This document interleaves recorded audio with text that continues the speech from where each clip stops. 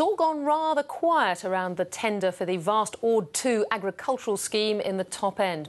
Last week, we interviewed David Farley at Australian Agricultural Co., who raised concerns about Chinese company Zhongfu winning the tender. This week, a Lowy Institute poll found that 81% of respondents are against foreign companies buying Australian farmland, while 51% think that the government is allowing too much Chinese investment into Australia. Well, tonight we hear from Liberal Senator Bill Heffernan. Senator Bill Heffernan, thank you for joining me. My pleasure. Now, you rather provocatively said in 2007 that if we don't develop the top end, somebody else will. How do you see the landscape now? Well, I could say, told you so, but back in 2007 when we were talking about the Northern Development Task Force, which has had its terms altered since the change of government, I was trying to define for Australians the national interest of the declining opportunities in the south and increasing opportunities in the north. And what I was saying then, if we're too tired as a nation to do that, then someone else eventually will come and do it for us. And guess what? We've arrived there. Now, Simon Crean, as recently as yesterday, was saying, look, we've had the idea of foreign ownership around for many decades. What is the problem with foreign ownership? We sure have. Since the days of the Vesties, we've welcomed foreign capital into all sorts of opportunities, including agriculture, and we shall continue to do that.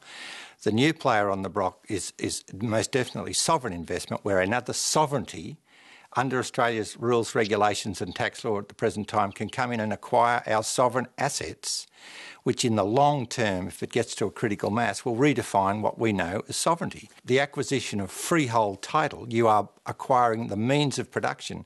Now, I've got it on the record in the Hansard from the tax office that if a sovereign entity, a foreign sovereign entity, goes about it the right way with the right bookwork, you absolutely cannot. You can produce an asset here, whether it's wheat or whatever it is, and if it's not for sale, you can transfer it back to the home port and not pay tax. I mean, could that potentially be a big issue? Well, the tax office is saying it can be. They didn't have an answer. I found it quite startling last week that the business interviewed the chief executive of AACO, who's also part of this tender process for the Ord, and he, David Farley, raised the issue of possible government bias. So what are you hearing about what this Chinese player might be interested in? Like most of them, there's been a large dairy acquisition in southern Western Australia. No one knows the real entity of the company, whether it's how much of it's sovereign, how much of it's not.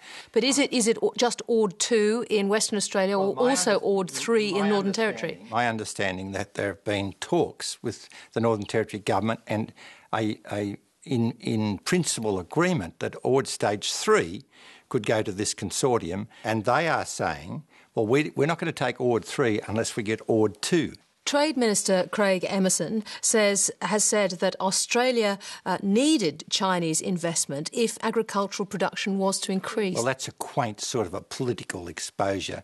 I mean, as you would know, David Farley, the AA company's got plenty of Australian superannuation funds to develop Ord Stage 2. I mean, what is proposed under the proposition, under the present Foreign Takeovers Act, under the present guidelines of the Foreign Investment Review Board, the national interest test is simply a political decision. And there is no compliance of any consequence. There are no penalties of any consequence. But doesn't the Foreign Investment Review Board, though, go through? I mean, will, for example, it look at this issue of tax that you've raised? Well, I've raised it with DFAT, I've raised it with the Tax Office, I've raised it with the Foreign Investment Review Board. I've asked the Tax Office what would happen if a sovereign entity acquired our sovereign assets here and our means of production, and then whatever they produced, they transferred back to the country of origin and it wasn't for sale.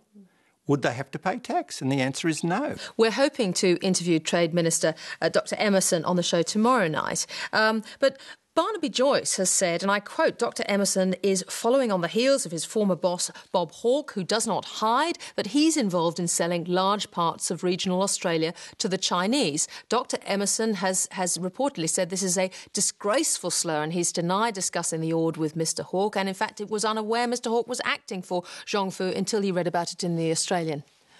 Well, obviously there is a new industry. And that is the industry of getting a commission on bringing finance in. There are those who would say Ord 2 has been sitting up there for an awfully long time and we haven't developed it ourselves. Isn't it about time that we got some other investment, even if it is sovereign funds, to invest and produce it for us? The reason it hasn't happened till now is because it was of no political consequence. I mean, there's one political seat reliant on it. There is some suggestion that there might be a leasehold structure to sales of areas like the Ord. I mean, if you go to China, and the reason people like some of the major developments... Well, can we actually buy into China? Shopping centre developments. The reason they haven't gone to China is because the longest tenure you can get there is 15 years, where the asset is a crown asset.